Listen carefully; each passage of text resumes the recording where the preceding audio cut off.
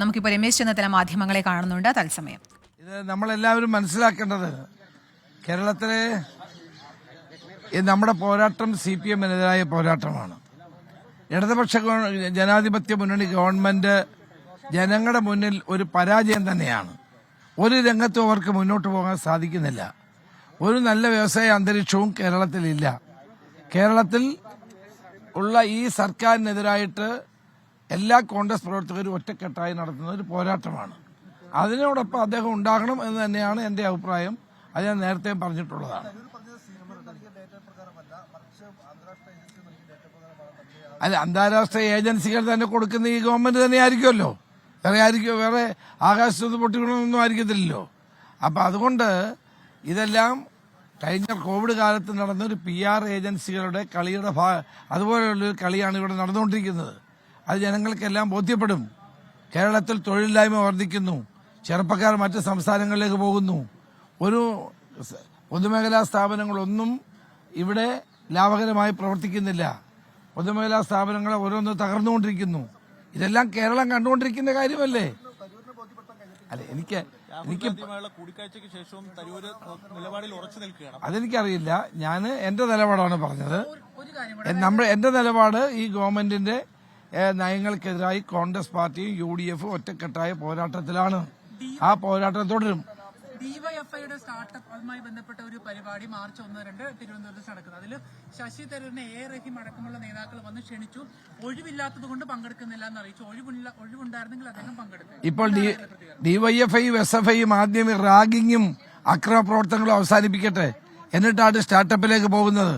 കേരളത്തിലെ മുഴുവൻ വിദ്യാർത്ഥികളെയും എതിരായ നിലപാടാണ് ഇപ്പോൾ ഡിവൈഎഫ്ഐ SFI സ്വീകരിക്കുന്നത്. റാഗിംഗ് പ്രതികളെ സംരക്ഷിക്കുക. ഇന്നലെ സിദ്ധാർത്ഥന്റെ 1ാം ചരമദിനമായിരുന്നു. ആ സിദ്ധാർത്ഥനെ കൊന്ന ആളുകളെ മുഴുവൻ സംരക്ഷിക്കുകയാണ് ഡിവൈഎഫ്ഐയും SFIയും. ഭീകര സംഘടനകളെ പോലെയാണ് ഡിവൈഎഫ്ഐയും SFIയും പ്രവർത്തിക്കുന്നത്. അതുകൊണ്ട് ആദ്യം അവർ ചെയ്യേണ്ട കേരളത്തിലെ ക്യാമ്പസുകളിലെ റാഗിംഗ് അവസാനിപ്പിക്കണം. റാഗ് ചെയ്യുന്ന SFIക്കാരെ സംരക്ഷിക്കുന്ന ഡിവൈഎഫ്ഐ അവസാനിപ്പിക്കണം.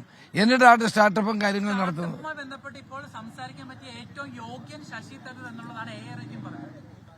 അല്ല, റഹീം കഴിഞ്ഞ പാർലമെന്റ് തെരഞ്ഞെടുപ്പിൽ അങ്ങനെ അല്ലല്ലോ പറഞ്ഞേ. തിരുവനന്തപുരത്ത് കഴിഞ്ഞ പാർലമെന്റ് തെരഞ്ഞെടുപ്പിൽ അദ്ദേഹത്തെ പറ്റി പറഞ്ഞ കാര്യങ്ങൾ തിരുവനന്തപുരത്തുകാർക്ക് അറിയാം. അപ്പൊ ഇതെന്തുകൊണ്ടാ പറയുന്നതെന്ന് മനസ്സിലാക്കാനുള്ള ബുദ്ധി കേരളത്തിലെ ജനങ്ങൾക്കുണ്ട്.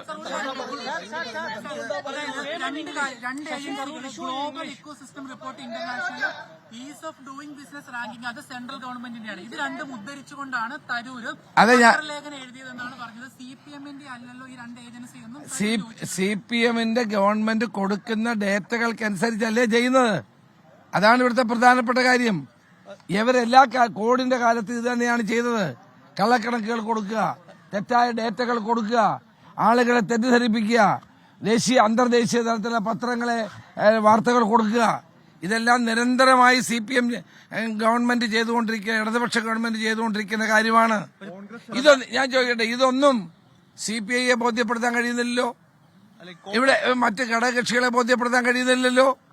ഘടകകക്ഷികൾ തന്നെ ഇപ്പോൾ ടോളിനെതിരായി CPI രംഗത്ത് വന്നിരിക്കുന്നു. എലപ്പുള്ളിയിലെ മദ്യനിർമ്മാണ കമ്പനികൾക്കെതിരെ പുറത്തു വന്നിരിക്കുന്നു. അപ്പോൾ ഇടതുമുന്നണിയിലാണ് പ്രശ്നങ്ങൾ.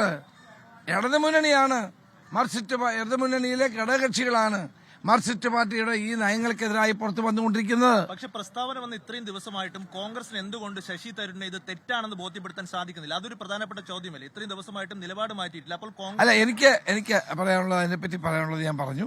അതിനപ്പുറത്തേക്ക് എനിക്കൊന്നും പറയാം.